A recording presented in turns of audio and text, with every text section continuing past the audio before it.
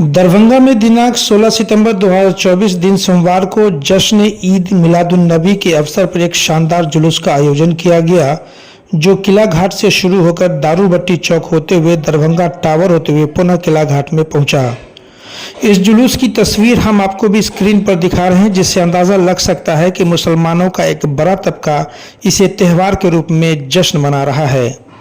इस जुलूस के निकलने के बाद कुछ लोगों ने सोशल मीडिया पर यह लिखना शुरू कर दिया कि आखिर इस जुलूस का इस्लाम में क्या जगह है। कहीं से यह साबित नहीं होता है कि इस तरह के कार्यक्रम का आयोजन बतौर जश्न के रूप में किया जाए। इसी बीच लोजपा रामविलास पासवान के राष्ट्रीय महासचिव डॉक्टर शाहनवाज अहमद कैफी ने भी एक प्रेस विज्ञप्ति जारी करते हुए इस जुलूस पर आपत्ति जताई और उन्होंने कहा कि मैंने बचपन में 12 वफात सुना करता था, लेकिन पिछले कुछ सालों से इसे बतौर जश्न के रूप में तब्दील कर दिया गया है और बाज़ाब्ता खुशी मनाई जा रही है, जो किसी भी किताब से साबित नहीं है। उन्होंने हमारे चैनल को दिए साक्षात्कार में 12 वफात को लेकर के तमाम बातें खुल करके रखी। जब हमने पूछा कि लोगों का सवाल है कि आप एक पॉलिटिशियन हैं, तो उन्होंने कहा कि मैं पॉलिटिशियन बाद में हूं, पहले एक मुसलमान हूं और जितना मुझे समझ में आता है उतना बोलना मेरा हक और अधिकार है और ये हक सबको मिला हुआ है। फ़र्क सिर्फ इतना है कि हम बोल रहे हैं और बाकी लोग खामोश है। हालांकि जो लोग मानते हैं कि ये जो हुआ है वो गलत हुआ है, तो बाकी लोगों को भी हमारी तरह बोलना चाहिए था। उनसे एक सवाल पूछा गया कि फ़िरका को लेकर के कि आप किसी और फ़िरका के मानने वाले हैं और जुलूस का आयोजन जिन लोगों ने किया वह किसी और फ़िरका के मानने वाले हैं, कहीं आप इस फ़िरके को लेकर के तो आपत्ति नहीं जाहिर कर रहे हैं? तो उन्होंने इसका जवाब भी खुल करके दिया। साथ ही साथ ईद मिलादुन्नबी को लेकर के सोशल मीडिया पे कुछ लोग एक दूसरे को मुबारकबादी भी दे रहे हैं, उस पर भी उन्होंने अपनी प्रतिक्रिया जाहिर की। उन्होंने इस तरह के तमाम मुद्दे पर हमारे चैनल को दिए साक्षात्कार में अपनी बात रखी। चलिए उनसे बात की कुछ तस्वीरें आपको दिखाते हैं, उसे गौर से सुनिए और समझिए। जाहिद भाई, हमने सोशल मीडिया के माध्यम से वो अपनी एक हमारी जो सोच थी हमने उसको कलमबंद किया और उसको हमने चाहा कि हमारी बातें, हमारी सोच समाज के उन तबके के पास ज़रूर जाए जो मुसलमानों के इस ऐसे आयोजन से अजीब मैसेज कौम को और मिल्लत को मिल रहा है। हमको नहीं समझ में आता। बचपन में हम लोग जानते थे, सुनते थे 12 वफात 12 वफात 12 वफात। अब 12 रबीउल अव्वल जन्मदिन पैदाइश मनाया जा रहा है। हमको जहाँ तक जानकारी है कि कोई तारीख का कहीं कोई क्लियर कंसेप्ट नहीं। प्रोफेट ने जितनी बातें कही, हमको बीइंग ए मुस्लिम हमको सिर्फ इस बात पर ख्याल रखना चाहिए कि हमको अपने 5 वक्त नमाज से मतलब रखना चाहिए। हमको ईमानदारी से, जैसे प्रोफेट ने अपनी जिंदगी गुजारी है वैसे गुजारना चाहिए।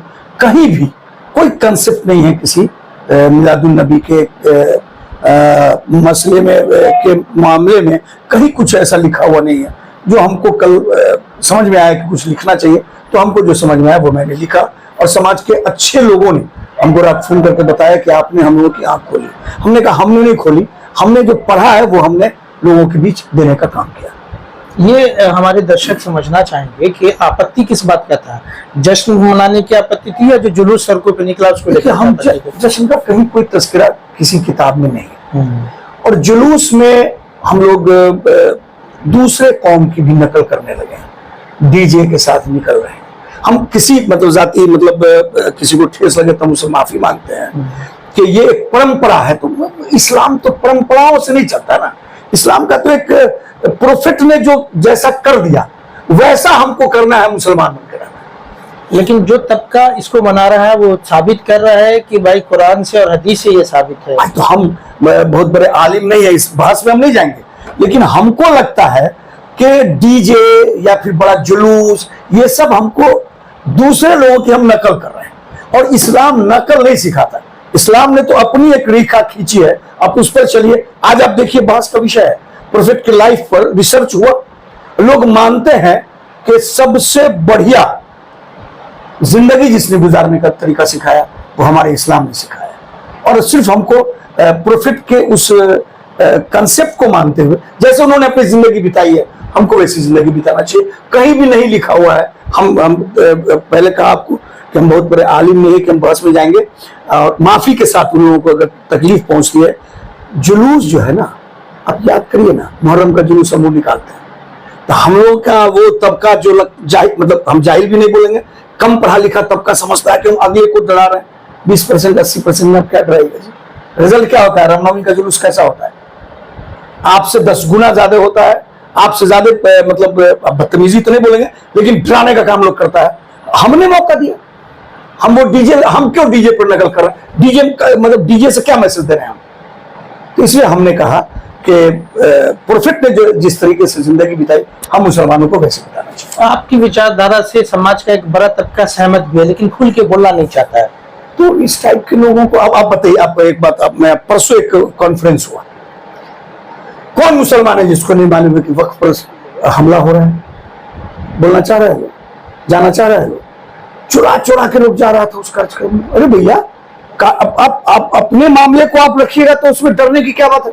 बड़ा तबका नहीं, 99% मुसलमानों को ये इस बात का एहसास है कि कल जो जितना बड़ा जुलूस पूरे देश में निकला होगा, इसका कहीं कोई क्लियर कंसेप्ट नहीं है कि जुलूस निकलना चाहिए। लेकिन लोग बोलता इसलिए नहीं है कि जुलूस निकालने वाले लोगों को लगेगा कि शाहनवाज कैफी विरोधी। हम उनका विरोध नहीं कर रहे हैं, उनके जो तरीके हैं हम उसका विरोध कर रहे हैं। आप कुरान पढ़िए, आपको कौन रोकता है? आप प्रोफेट ने जैसे जिंदगी बिताने को कहा, बिताइए, कौन कहीं रोकता से है? अच्छा, आज से कहीं से पहले ये साबित है, आपको जितना इल्म है उसमें कहीं से भी ये साबित है कि इस तरह का जुलूस वगैरह कहीं कहीं कहीं कहीं यही वजह है जो कल मैंने, आपने कहेगा कि हिम्मत किया नहीं, हमने कल इसीलिए लिखा भी, खास के उसी दिन पोस्ट किया। आपकी उस खबर को लगाने के बाद कई लोगों ने मुझे व्हाट्सएप पे मैसेज किया कि आपने एक पॉलिटिकल आदमी के बयान को एक मजहब के से बयान से जोड़ के खबर बना देते हैं, आपको इससे बचना चाहिए। आपकी क्या पड़ती? तो मैं कहूँ, मैं पॉलिटिकल हूँ, पहले मैं मुसलमान हूँ, पहले मैं मुसलमान हूँ, उसके बाद राजनीतिक हूँ। और ये जान लीजिए, ये समाज से जुड़ा हुआ बड़ा मामला था, इसलिए मुझको आप मेरी हिस्ट्री को जानिए। हम ये डरते उड़ते ना है कि बोलने में, जो सही है उसको बोलेंगे, और ये मुझको सही लगा इसलिए हमने इस बात को कल रखा सोशल मीडिया पे। आपने उसको मतलब नोटिस लिया, आपका बहुत बहुत शुक्रिया कि आपके माध्यम से वो लोग जो नहीं जान सके थे उन लोगों ने भी जाना। एक चीज बताइए कि क्या ये धीरे धीरे आने वाले टाइम में, अगर इसको रोका नहीं गया तो आने वाले टाइम में और ये बड़ा चढ़ा करके पेश किया जाएगा? अब तो हमको लगता है कि हम लोग नकल कर रहे हैं ना। अब एक बात फील किया होगा, असर तो होता है। हलवा पूरी का जमाना सबे बारात वाला याद है? अब आप बताइए क्या घर में बनता है? धीरे धीरे अवॉइड किया लोगों को जब ये समझ में आया कि इसका कोई कंसेप्ट नहीं है, ऐसा कहीं कोई मिसाल नहीं है। हलवा पूरी का क्या है उसमें बनता था कि नहीं, याद करिए ना। बात नहीं समझ में आता, समाज का एक बड़ा तबका पढ़ा लिखा है, वो खुल करके बयान नहीं देना चाहता है, उसको भी बयान देना चाहिए। हम तो आपके चैनल से गुजारिश करेंगे लोगों से कि जो चीज इस्लाम के तरीके को मिस मैसेज करती है, यानी वो गलत मैसेज दे रही है, उसका हम लोग को खुल के विरोध करना चाहिए। और इससे इस बात का कोई डर नहीं है कि कल क्या होगा। हम तो पॉलिटिकल आदमी, हमको तो इस बात का डर होना चाहिए कि कल इलेक्शन लड़ेंगे, क्या होगा। ऊपर वाला जिस दिन इज्जत देने वाला होगा कोई नहीं रोक पाता। इस मुद्दे पे एक आखिरी सवाल आपसे, फिर और भी सवाल मेरे हैं कि कुछ लोगों ने कहा कि फिरका को लेकर के डॉक्टर शहनवाज कैफी ने जो इस तरह का बयानबाजी किया है, वो एक अलग फिरका के मानने वाले हैं, जो जुलूस निकालते हुए अलग फिरका के मानने वाले हैं। मेरे बारे में जानकारी दीजिए कि देवबंदी और अहले हदीस की चर्चा होती है ना, हमारे हम तो जैसे कल थे आज है, जैसे बचपन से नमाज पढ़ते आ रहे वैसे पढ़ते, हमारे घर में सब अहले हदीस है, तो मुसलमान है। हमारा ये कहना है, कहाँ लिखा हुआ कि नमाज नहीं, कौन फिरका मना करता है नमाज नहीं पढ़िए? कौन फिरका करता है? फिरका नहीं, ये इसको निकालने का काम के खास फिरका, मैं नाम नहीं लेता, हाँ, तो आप समझ रहे होंगे। उन लोगों का ऑब्जेक्शन है कि भाई चूंकि वो दूसरी फिरका के मानने वाले हैं, इसलिए उन्होंने इस तरह किया। देखिए, हम तो अनुरोध करेंगे, हम गुजारिश करेंगे आपके माध्यम से वैसे लोगों से कि उनको कम से कम स्टडी करके, और उसमें जिम्मेदार लोग भी हैं, वो लोग ऐसा कर रहे हैं इसलिए समाज के बड़े तबके को गलत मैसेज आ रहा है।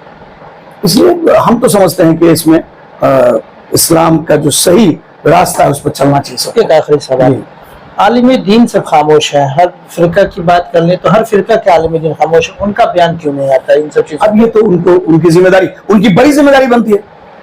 अब जैसे आपको एक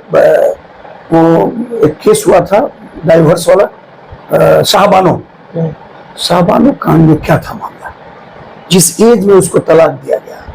अगर हमारे आलिम दीन लोग जो जिम्मेदार थे इसके, वो लोग उस वक्त उस तलाकशुदा औरत को इंसाफ दे देते तो सुप्रीम कोर्ट जाती है, और जो सरकारें उसका फायदा उठाती रही है उसको मौका मिलता है।